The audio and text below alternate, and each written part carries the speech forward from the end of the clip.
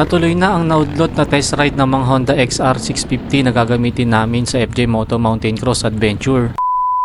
For today's video nga ay nagsama-sama na naman ang Team Big Red Pig para mag-test ride ng mga gagamitin naming motor para sa FJ Moto Mountain Cross Adventure. Ang makakasama nga pala natin ngayon sa ride ay si Kuya Atoy, ang leader namin at oldest rider na magpa-participate sa adventure. At ang dalawang mahuhusay na mekaniko, si Kuya Clyde at Jepoy. Kulang pa nga kami ng isa, si Kuya X na veterano rin sa pagmumotor. At syempre ako na first time makakasali sa ganitong klaseng adventure. At dito na nga namin sinubukan ang mga motor namin sa river crossing, mga batuhan sa gilid ng ilog at sa mga buhangin. At bago pa nga kami makatawid sa kabilang ilog ay namatayan ng makina si Kuya Clyde. At yung apat nga pala na XR ay kickstart at itong gamit ko lang yung naka-electric starter. Kaya pag nabitin at namatayan ka, dagdag pagod pa yung pagpapaandar ng motor. At sa kaso dito ni Kuya Clyde, inabot siya ng overflow sa carb. Kaya lalong mas mahirap paandarin yung motor niya. Kaya naman inalalayan ko siya para madali siyang maka-kickstart. At nung napaandar na namin ang motor niya, ay nagpatuloy na kami sa trail. At inabot na nga kami na mag-aalauna ng hapon kaya nag-lunch na muna kami dito sa nadaanan naming tindahan. At habang nagpapahinga nga kami ay parang nabitin pa daw sila sa dinaanan namin. Kaya naman subukan naman daw namin yung daan papunta sa Blue Lagoon. Blue Lagoon, let's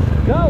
Hindi pa nga ako nakakarating doon sa may Blue Lagoon kaya gusto ko sana talaga makaabot kami doon. Ang kaso, late na din at nagkakaubusan na ng gas. At may mga aayusin pa kami sa motor kaya yung uphill na part na lang yung sinubukan naming daanan. Ayos na ayos yung ride namin na to kaya sa palagay ko ready na ang Big Red Pig para sa FJ Moto Mountain Cross Adventure. Kaya naman excited na kami para sa event na to sa January 23. Kita-kits tayo guys, let's go!